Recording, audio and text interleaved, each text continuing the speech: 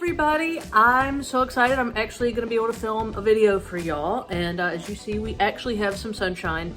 It has been so gloomy. I have not wanted to film too many videos because when you're filming, you know, pretty things with color, it's kind of sucks to do that when you're under a permanent rain cloud. So welcome to the Smoky Mountains in the spring. But this video I wanted to do was, I had these really cool braids, and here's one of them. You can see some more behind me. But I don't know, you may or may not know that the color, the Pantone color of the year for 2023 is this like cool fuchsia color. So I asked Jessie, one of our dye artists, to do what we're calling a deconstructed fuchsia for the 2023. And so here, I'm unbraiding it so you can see the whole braid, because usually, I don't know, that was kind of what I wanted to talk about, was if you are looking online or if you are in a store, sometimes I feel like the way a braid looks, you might have a hard time like translating that to how it would look once it's spun. And especially, we like to make kind of weird braids. It's what we're known for. And this one definitely does not disappoint. So you see we have the fuchsia. It's got like this crazy tail. So it's like a marbled buttercream braid. And then it's got this crazy tail. And I asked her to do this. Y'all may, if you're in our braid club or just follow my social media, remember Jessie did a really cool braid. It was in April. It's called April Showers, and it was a similar dye technique. She did like a light gray blue, like a rainy day color, and then had this crazy like rainbow tail. And I thought it was the coolest thing I'd ever seen, and I had so much fun. I loved the braids. I loved the yarn from the braids. I really, really liked it. So my plan and what I asked her to do with this one was the same technique of doing this kind of, you know, marbled braid, but with a fun tail. So we have deconstructed the colors from fuchsia. So we have like the blue and the purple and the pink. And I feel like for new spinners, you might look at this and be like, what am I gonna do with this? Like if you saw it in a store, assuming it wasn't mine, because mine are not in a store. But if you saw something, not all braids, I guess, always, some braids I feel like look really beautiful as braids, and then the yarn you spin from it, you're like, that's cool, but not my favorite. And then others, I feel like the braid itself, whether the color sections are really separated out, or, you know, maybe they're really marbled, I don't know, sometimes just different braids speak to different people different ways, and you might not always, I'm always getting people where they said that the yarn that I spun in the picture, they're like, wow, that's not how I thought that was going to turn out. And this is not my first rodeo with braid to yarn design here. It's kind of my job. So I thought I would kind of show y'all how to take a kind of fun, unexpected braid. And you can see I've totally pulled this one apart. And the yarn, I've already spun it. So, you know, full disclosure, I'm filming this introduction at the end. So I've already spun the yarn this comes from, and it's so cool, and I love it so much, and it looks like a buttercream cupcake with sprinkles on it. I'm super into it. So the way I did this, and you will see in the spinning, is I said if you're a new spinner, unbraid your braid. And the first thing I did, okay, so for new spinners, the way I did this was first unbraid your braid, and I got short arms, so unbraid your braid. And you can, usually the two ways I think of with dividing a braid is you can either divide it, and it's going to sound very kindergarten, but like hot dog or hamburger style. Hamburger style being like fold it in the middle, so you have like a middle section, and then pull it into two pieces here. Hot dog style, and this is, as you can tell, super official spinning terminology coined by myself.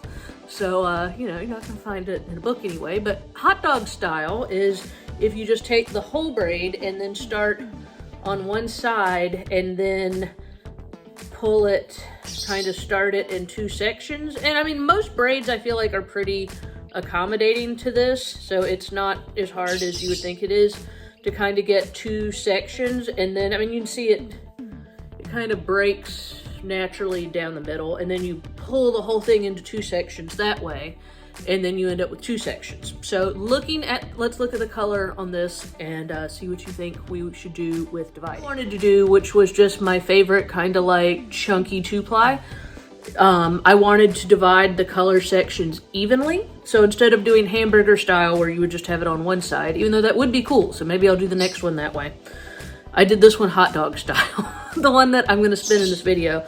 So I broke the braid down the middle, and then I had my 2 sections. Each section's gonna go on its own single. So it's gonna be 2 different singles. If you have a wheel with multiple bobbins, you're gonna have 2 bobbins with your singles. You just have 1 bobbin, then you're gonna spin one, take it off, roll it into a ball, and then spin the other, take it off, roll it into a ball. I'm doing what's kind of a supported long draw, or even, I guess you could argue that it's maybe a spinning from the fold technique. So I'm kind of holding it that way. But what I'm doing is just sort of pulling it back and then using this hand, my left hand, to kind of smooth the singles out. And so that's why this is called supported long draw, because I'm bringing it back in like a long motion towards my hip, but then I'm supporting it with this hand. And that's actually a little bit too big of a section. I like it to be a little thinner. But I really like spinning my singles this way. It's probably my signature singles spinning technique. It's the most relaxing and fun for me, and I really like the yarn that I get. It's kind of and I mean, you saw on the other bobbin, the singles that you get are kind of lofty and fluffy and not like majorly thick and thin, but they got a little bit of texture, so they look really cool when they're 2-ply, which was my main goal for this yarn. And I will show you the 2-ply here once I finish this one. So this is what I've been working on. And then, so I just would spin some of the buttercream color and then pick up some of this colored pieces and just join it in and bring them in together like that. So that way you can see the colors feeding on here with just kind of like little fun sections. My idea is that then when I 2-ply this, it's really, you'll have like blues with pinks and pinks with buttercreams and purples with blues, and you know, it's gonna all mix together and look cool. You can also, you can see I've got a kind of 2 little pieces of roving here. I call this kind of marbling it. Where you're here, you can see I've got kind of part that was this buttercream color, and then I pinched in part that was this pink, and you can actually kind of it's almost like a 2-ply effect, but in the 1 piece of yarn. And in my Dream Yarn course, I have dubbed that marbled yarn. I really like it. We spun a lot of singles that way for different knitwear designers when we used to do more custom orders that way, but that was something they always really liked. So that's my singles. So stay tuned to see the 2-ply. In the middle, I'm just 2-plying these off my side Lazy Kate on my my bee. So like I said, it's so fun, and I just absolutely love seeing something turn out exactly the way I wanted it to turn out in my head. And one of the reasons I really wanted to show this spin is, like I said, I felt like the braid itself, like if you were just looking at it, you might have a hard time picturing how it would turn out. But, you know, this isn't my first rodeo. So this, like I said, I'm super happy that this has turned out exactly like I wanted it to. And I will definitely show the final 2-ply yarn next to one of the braids, because I have another one. And you can see the before and after. Singles, backing out to the yarn. You can see how it turned out there versus here versus the braid. So you can see how it goes. But no, I'm absolutely obsessed with, like, I love the slightly thick and thin. I love the more pink and the more white. And then I love like the little confetti sprinkles. So I don't know, such a fun spin, and I definitely am gonna have Jessie dye some more braids. I don't know, these really kind of fun, deconstructed fade, I think is how I would describe them, but such a cool yarn.